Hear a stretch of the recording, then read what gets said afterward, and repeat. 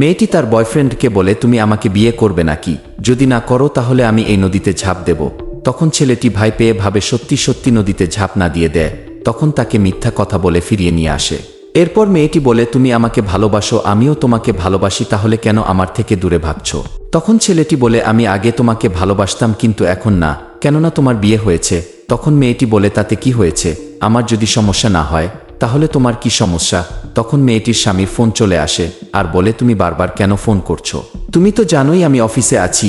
এই বলে ফোন না কেটেই রেখে দেয়। আর ছেলেটিকে বলে, শুধুমাত্র নামের বিয়ে হয়েছে, আমি তাকে টাচও করিনি। তখন ছেলেটি বলে, আমি চাই না আমার জন্য তোমাদের বিয়ে ভেঙে যাক। এরপর মেয়েটির স্বামীর মোবাইলের সব কথা শুনে ওখানে চলে আসে।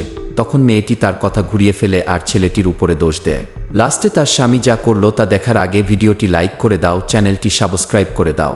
লাস্টে তার স্বামী বলে, মিথ্যা কথা বলার দরকার নাই, আমি ফোনে সব শুনেছি, আজ থেকে তুমি ফ্রি।